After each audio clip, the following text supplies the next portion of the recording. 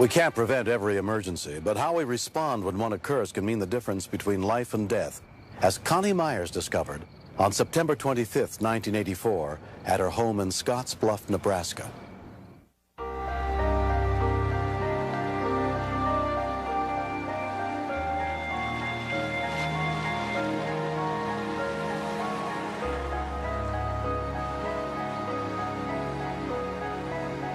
Jamie and I had taken my husband to the airport so that he could go to one of his annual meetings. Hey, honey, are you going to stay out and play for a while?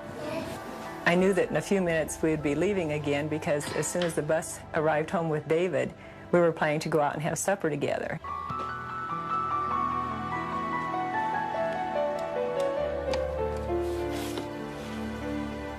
I had tried to stop him and warn him as to how dangerous it could possibly be. But as little kids will be little kids, they don't always choose to listen to what you tell them.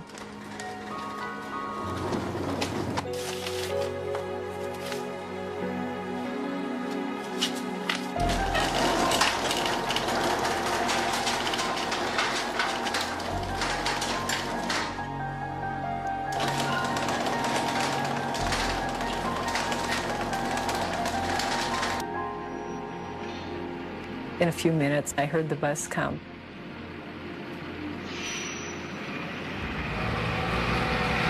Eight-year-old David was just coming home from school. I was walking to the house, and I saw some feet under the garage door. And I thought it was a prank or something. But then I realized that the garage door had came down on him, and it wasn't a joke. Mom, get out here! Jamie's on the door! And we quick tried to open up the door. We tried lifting it, but he was trapped. Go around and turn off the switch! His body was already turning purple and blue, and he was cold. It's one of those things you don't realize if just a couple minutes have passed, or maybe it's been 5 or 10. David ran around and punched the door from the inside. It won't work! It's not going! And got no response. I don't think he's breathing! The remote control that was laying beside James did not respond. Connie called the nearest fire station. Scottsbluff Fire Department. Scottsbluff fire rescue units were immediately dispatched to the scene. An ambulance was also sent. I felt like I had to help James and get that garage door up. Out of frustration, I kicked the door. Something must have loosened up, and it opened. I turned James over and attempted mouth-to-mouth resuscitation that I had learned by seeing on a poster. God, what'd you do? I don't know, I just checked out the garage. Is he breathing? I'm not... Neither one of us had had any official training in giving artificial respiration. Is it doing anything? We really weren't getting any responses of any kind. I almost didn't know what to do. I just knew that he had to have oxygen, that would be critical. He's not breathing. Whether he was still alive or not, it would flash through that this may be it. Maybe he is gone, but we didn't want to think that way. Units are 1097. Hold short of the driveway there. Within 4 minutes of the call, firefighter EMTs arrived on the scene, led by Captain Dan Murphy.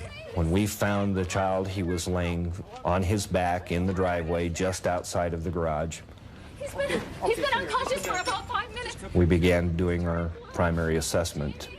His coloration did indicate that there had been some oxygen starvation.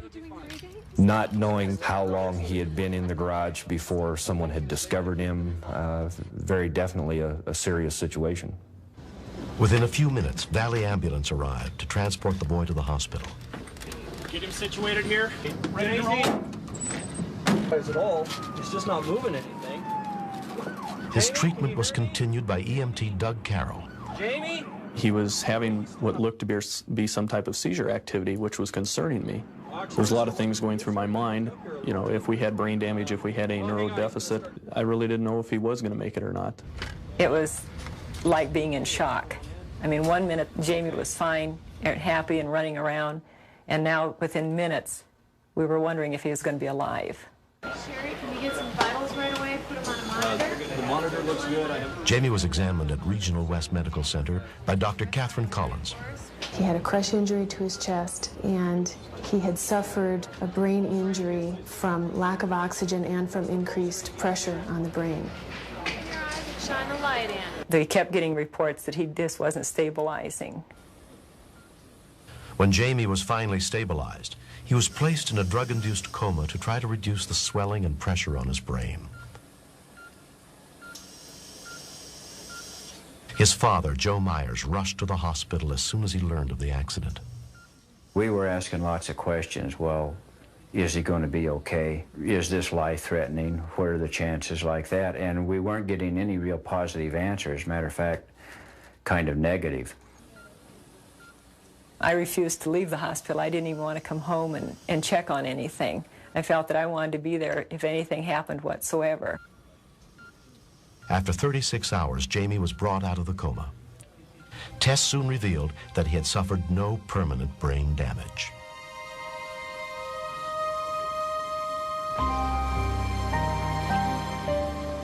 Six years have passed since the accident. Jamie Myers is 11 now. We had only lived here about a month prior to this accident, so we weren't familiar with a lot of the mechanisms on the garage door. Garage doors have adjustments on them from light to heavy. And apparently this one was set at a heavier setting. There's also a bar release on the inside of the door that we were unaware of at the time that we could have manually released the door with. Every year, children are killed by automatic garage doors that are old or improperly installed. Largely because of his older brother David, Jamie was not among them.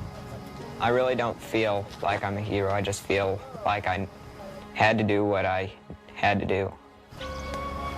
The happiest moment for me is when he came home. You finally realize how close siblings really are and how much they mean to each other and how much your children mean to you as well.